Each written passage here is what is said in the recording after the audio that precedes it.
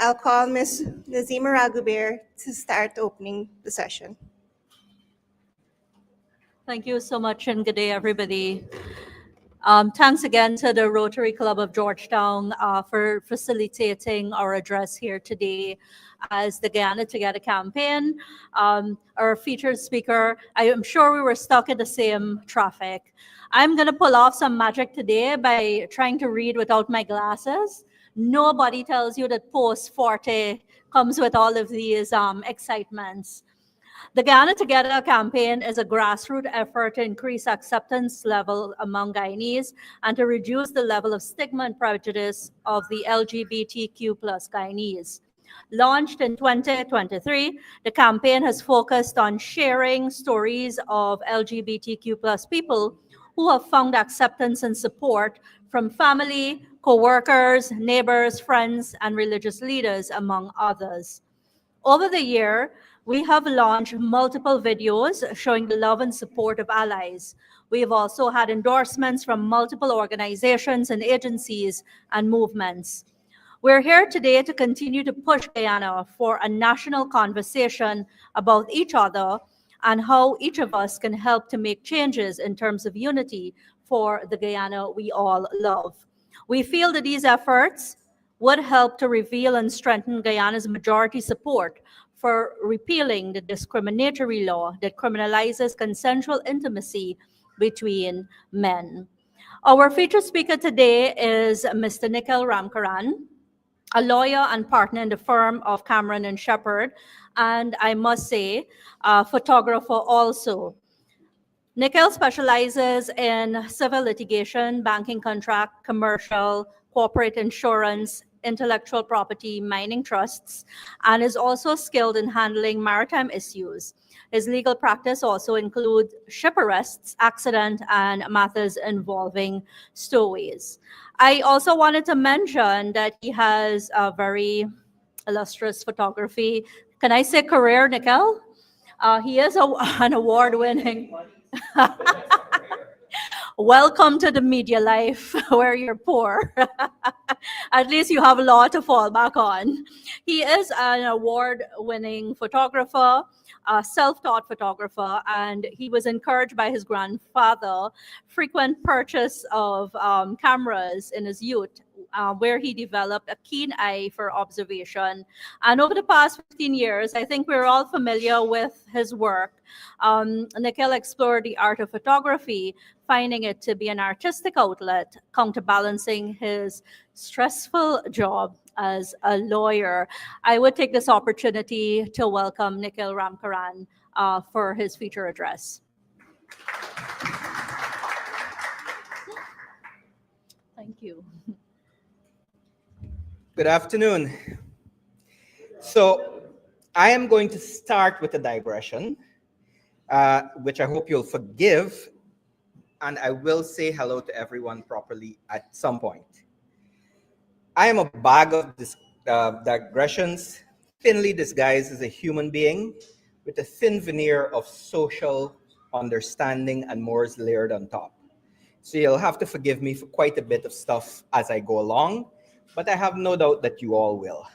Anyway, this is my first speech at a public forum in a long, long time, insofar as this is public, of course. And I wanted to make an observation. I despise, and I hope you will spread my opinion far and wide if you can, I despise it when people say all protocols being observed. It is stupid, it is lazy, it is possibly incompetent, because if you have to say that, you obviously have not properly done the job of observing all protocols. It's redundant because you must have observed all protocols in order to say that all protocols are observed. Anyway, I just wanted to get that out of the way at one point before you all collectively as a society ban me from making public speeches. All right, so With respect to the rules of order in terms of greeting people at an event when you're making a speech, most of those people already know that they are important and they don't need you to pad their ego. It is useful because it is a format, but if you want to give these people a genuine greeting and genuine respect, then you should do so genuinely and not simply observe rules of protocol. So, hello to you all. Thank you for being here. And I'm about to observe my own protocols, which is to say, you already know your worth. And I recognize you all with respect. Whether you're the president, an ambassador, a minister of government, or a minister of an invisible sky magician. Sorry, I'm not religious. I apologize. I do respect religions. Whether you're an important person, self-professed, or recognized as such by other people, thank you for being here. This is not a random group, obviously. And you all don't need to be told the purpose for this gathering, nor do we need to interrogate individually or as a group the support of the objectives that we are thinking about and talking about. We are here to discuss a truth, not a truth that might more accurately be described as religious or philosophical meandering, not a truth disguised as a fact and stated as such only because the speaker doesn't know what a fact is. I want to refer to a truth that is self-evident in the manner that the framers of the American Declaration of Independence contemplated when they said that all people are created equal. Of course, they're speaking from a particular time in history, so they said all men are created equal. However, I'm sure had they been alive at this point, they would have said all people are created equal. There are so many forms of entitlements and characteristics that we identify as beneficially ours, uniquely ours, whether we are individuals or groups. These proprietary adopted characteristics and entitlement then become the bases of prejudices and our belief in our own superiority in one manner or another. For example,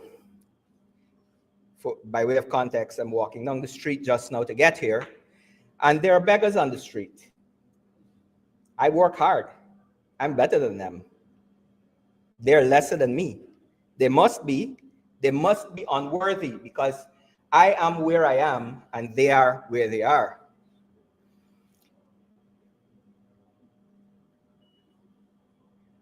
So everyone has their religions. The one that I ostensibly should subscribe to or ascribe have many gods for many occasions.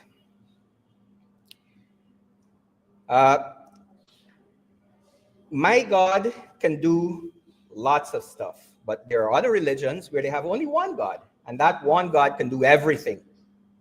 So whose religion is better, mine or theirs? I must be superior and entitled because I'm the one making the judgment. Now, it doesn't matter how we identify our entitlements and our characteristics. It doesn't matter what group or groups we identify as belonging to. We are, in my belief, always subject and always will be subject to the irrationality of our own superiority and our own entitlement. Now, I'm just kind of appealing to absurdity with the religious and the example of the beggars and so on.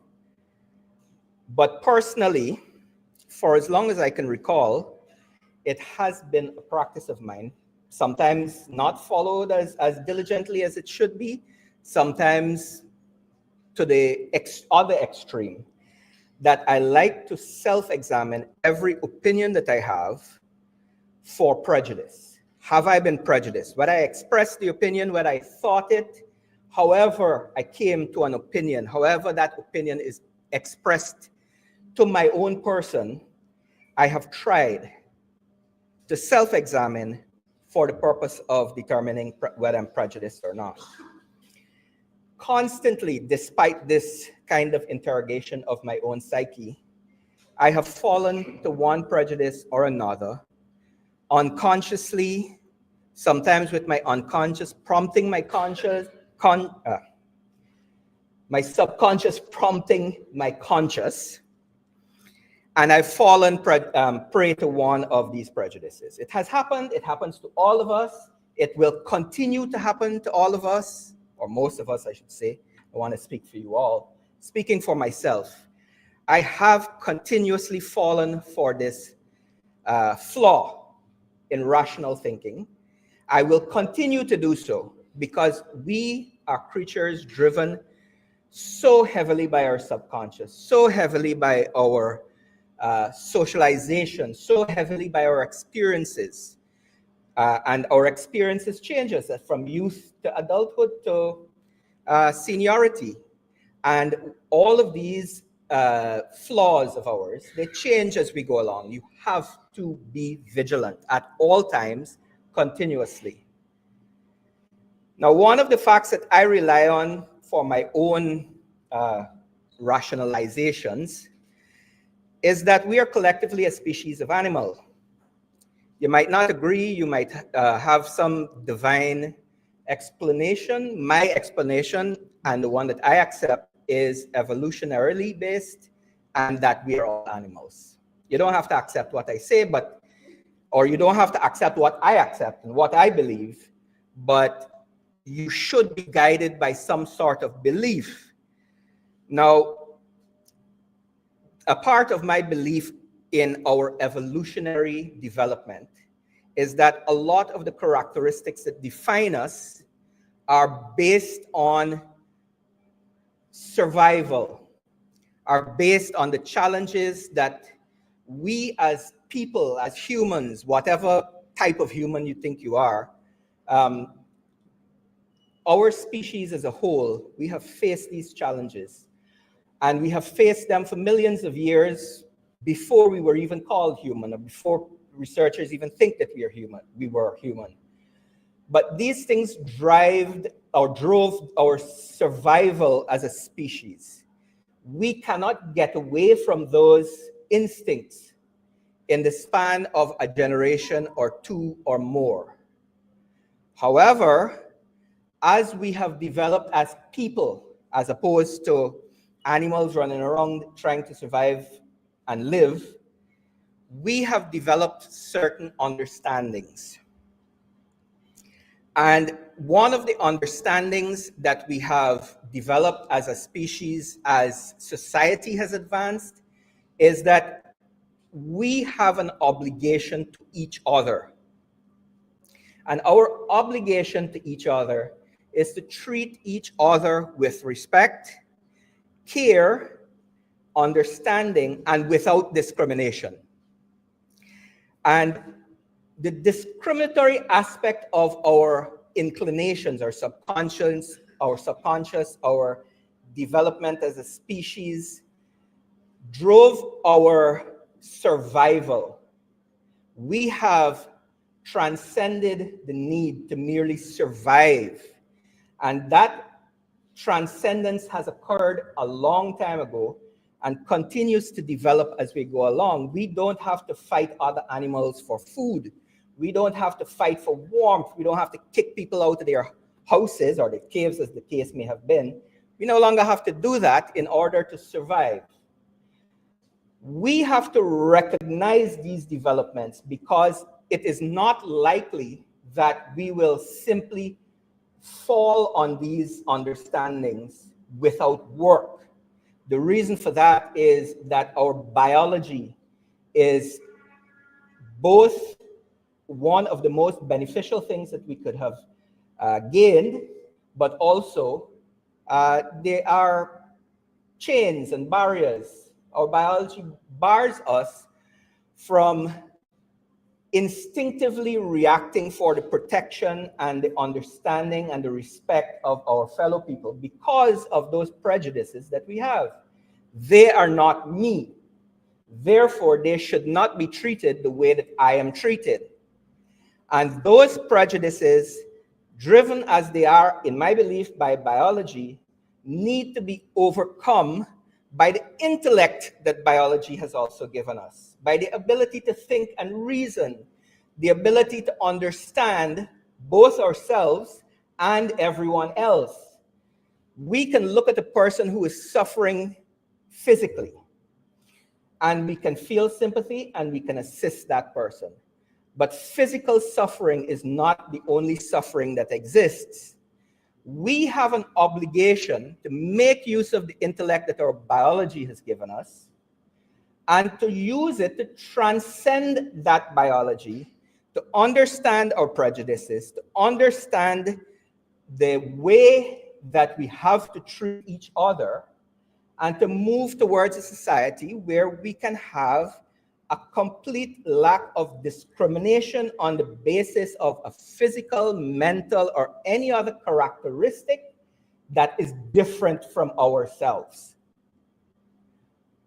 Now, we have, of course, I mean, these things they have their nuances. You can't say that murderers exist as a class of society. Obviously, if you're putting murderers in jail, you're not discriminating against them.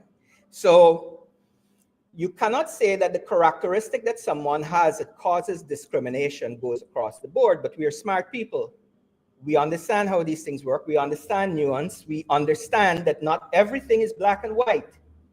So we are capable of moving ourselves forward to a place where prejudices are no longer the basis for discrimination. We have to move ourselves to see that we are all people. There is not a single person in this room who looks exactly like any other person.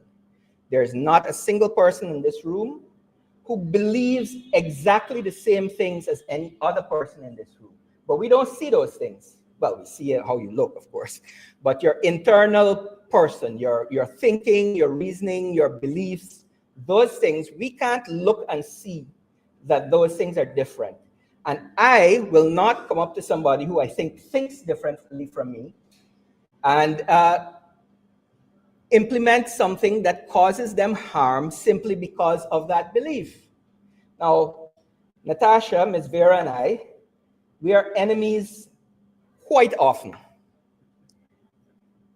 Or we should be, if she would do more trials.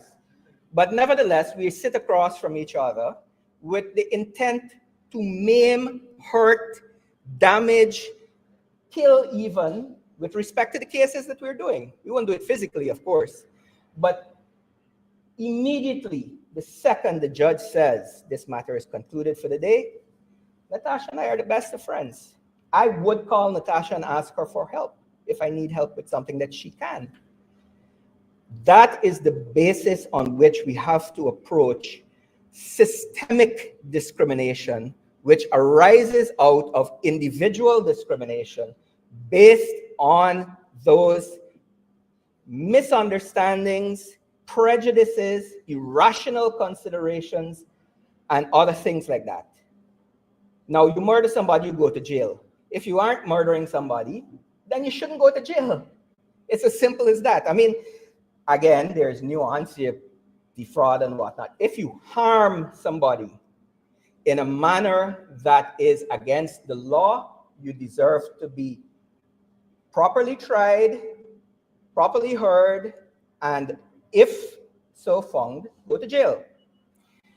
If you are in any way enjoying companionship, enjoying the social nature that we have inbuilt each of us in private, with consent, where it is mutual, why do we have laws against that? It's completely irrational to me that we have such laws. And this dovetails, my beliefs as a whole dovetail with dovetails with SASOD and the organization that we are here speaking on behalf of, to say that don't get in anybody else's business. If they beat you, if they stab you, if they kill your best friend in front of you, by all means, go to jail and go ahead, prosecute them. But if you are not harming someone, you're simply exercising your inclinations as a person, as somebody who is a friend of, somebody who is a sister, brother, or uncle, or cousin, or whatever it is. If you're exercising those things in a manner where the person that you associate with, the person you're friends with, the person you're spending time with is consenting and agrees to this, then there should not be a punishment associated with it. Anytime government gets its hands into an area of social consideration where the government does not belong and is exercising a prejudicial consideration on behalf of prejudiced people who seek to discriminate against other people, then that should not continue. We have an obligation, whether it is quietly spoken in the halls of power, whether it's spoken on a platform, whether it's spoken to an empty arena, we have an obligation, even if that seems to bear no fruit, we have an obligation to, in one way or another, defend against irrational prejudices and discrimination. Thank you very much.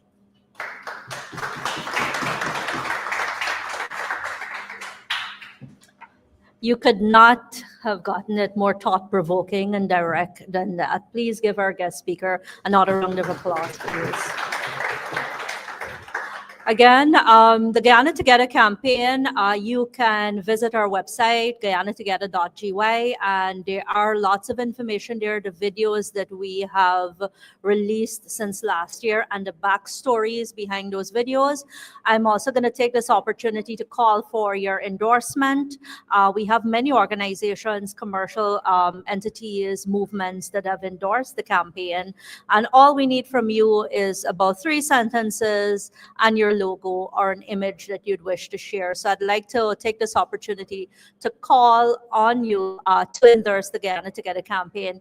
You can also follow us on all socials. The young people here, I'm sure many of you have TikTok. We're on TikTok, we have a YouTube channel, we have Instagram, and we have Facebook. I'd like to call Joelle Simpson right now, our Manager and Director of SASOD, to deliver the vote of thanks for us. Thank you, Nazima. Okay, it's fine. And very briefly, I know we promised an overview of the campaign's successes, and I will do like a elevator speech version of that. The campaign, the Guyana Together campaign, was launched in early September of 2003, and we've now had our first full calendar year, so just about 16 months. In those 16 months, we have launched 3 videos with messengers representing different demographics of Guyanese society, and those feature stories from a lesbian woman, a gay man, and a transgender man, along with the allies in their lives, including a second mother, a sister, and a good friend. Views of our videos and our content, both on social media and mainstream media combined over the past 16 months, have surpassed 3 million. And we're very happy about that. Our television video PSAs are also often in newscasts and on popular TV stations, local TV stations, as well as being advertised on our social media channels. We've had over 100 businesses and organizations endorse the campaign, and scores of individuals pledging, signing the Guyana Together pledge, including many Rotarians who were invited to do so in January when we were first here for the launch of our Diversity, Equity, and Inclusion project. Our partnership with Rotary this year has been very instrumental in bringing our message to professional leaders across Guyana, both in the private and public sector. So I want to give a big shout out to the Rotary Club of Georgetown for partnering with us this year. Let me say briefly what you can expect from us next year. We want to take the message to other Rotary clubs as well. So I'm going to expect Natasha to link us up to other Rotary clubs in Guyana, so we could do events like this with them as well and reach more people. We also will have a focus, particularly in 2025, in engaging and bringing forward the voices of religious leaders and trade union leaders to call for decriminalization of same-sex intimacy. So those are some of the key achievements we've had over the past 16 months and some of the things that you could look forward to from the campaign in 2025. With that said, I want to thank the media, first and foremost, for supporting the campaign and the campaign messages over the past 16 months, and want to invite you to continue to work with us in 2025, not only by covering the events, but interviewing some of the messengers that we've been able to spotlight and do deeper interviews and stories and features with them. So thank you for your partnership. I think the media plays an important role in educating the society. I want to thank the Rotary Club of Georgetown again, especially Rotarian Natasha, President Natasha. When we started this work early in the new year, she was the secretary of the club, and now she's the president, and she's been a strong support and ally, and I want to thank her for that. And the rest of the team that we've worked with over the year, including Devendra Kissoon, Nicholas Passard, Ryan Curtin, and others. I also want to take this opportunity to thank our own campaign team, who have been working tirelessly behind the scenes, our media consultant Nazima Ragabir, our monitoring and evaluation officer, Jaffe D. Mendonza, our communications liaison, Kwame Gilhouse, Parallax Studios, with the CEO here, Philip Drayton, who is always doing our live stream and photography at all our events, and also all of our other photographers and producers we've worked with this year, including Trayvon Barker of Keynote Productions.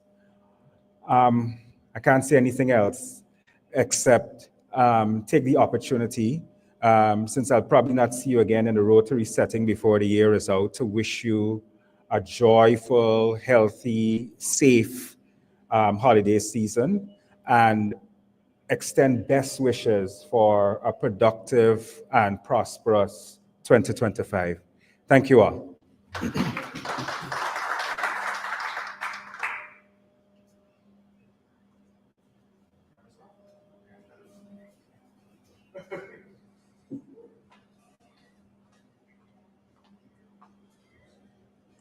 Once again, on behalf of the Rotary Club of Georgetown, we wish to thank Guyana Together for this wonderful presentation that they've given to our club today. As mentioned before, yesterday was International Human Rights Day, and so we were very happy to have Mr. Ramkaran as our guest speaker today.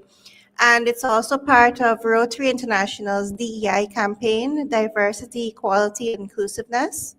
So this wraps us up for the first half of our Rotary year 2024-2025. So thank you all once again. We will go back to our formal meeting. We will skip the formalities and head straight to lunch. And I will ask Vice President Tanasha to take the guests to lunch. Thank you all.